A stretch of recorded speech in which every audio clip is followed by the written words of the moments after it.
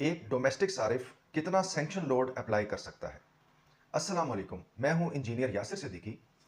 अपनी एक गुज़िश्ता वीडियो में मैंने ये जिक्र किया था कि सैंक्शन लोड को इंक्रीज़ करवाना कोई जुए-शीर लाने के मुतरादिफ नहीं है। तो उस पर बहुत से लोगों का ये सवाल आया कि एक डोमेस्टिक सारिफ के लिए सैंक्शन लोड की लिमिट क्या है। देखिए, जहां तक सैंक्शन लोड की लिमिट का ताल्लुक है, तो इस मामले में रीजन टू रीजन यानी कि डिस्को टू डिस्को और एक डिस्को के अंदर subdivision to subdivision बाज वेरिएशंस हैं।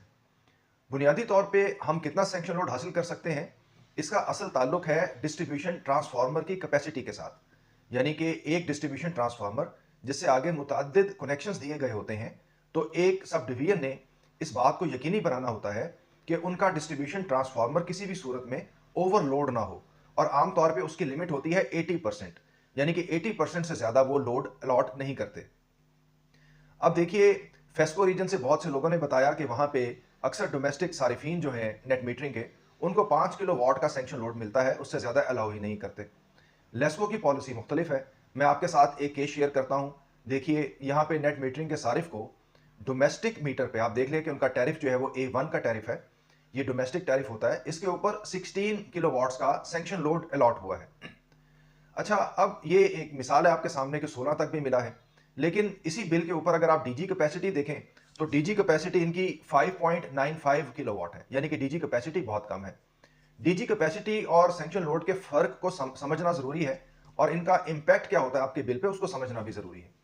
देखिए, जब आप नेट मीटरिंग की फाइल अप्लाई करते हैं, तो जैसा कि आप देखें उसका फ्रंट पेज आपके सामने है, तो उसमें एक खाना होता है सेंक्शन लोड का। उसमें आप सेंक्शन लोड लिखते हैं कि आपको कितना चाहिए या कितना सेंक्शन लोड होना चाहिए। और एक होता है जहां पे आप अपने पैनल्स की टोटल पावर बताते हैं, जैसा कि आप देख लीजिए यहां पे बताई गई है। तो ये जो पैनल्स की टोटल पावर है, ये आपकी डीजी कैपेसिटी है, डिस्ट्रीब्यूटेड जनरेशन कैपेसिटी। और जो सैंक्शन लोड है, ये आप इसका अगर जरूरत होगी तो इसका आप डिमांड नोटिस फिल करके उसको पे करेंगे, ताकि आपका सैंक्शन लोड बिल के ऊपर जो है वो मेंशन होता है। अब तो खैर दोनों चीजें बिल के ऊपर मेंशन होती हैं। तो देखिए, अब नए नोटिफिकेशन के मुताबिक अगर आपकी एक्सपोर्ट एमडीआई आपके सैंक्शन लोड को एक्सीड करेगी, तो आपकी एक्सपोर्ट का क्रेडिट नहीं मिलेगा।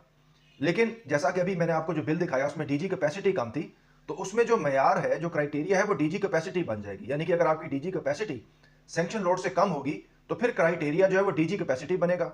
और अगर सैंक्शन लोड डीजी कैपेसिटी से कम है, तो फिर क्राइटेरिया जो है वो सैंक्शन लोड बनेगा। तो इस चीज को समझना जरूरी है। इसके साथ ही मुझे इजाजत दीजिए। अल्लाह हाफिज।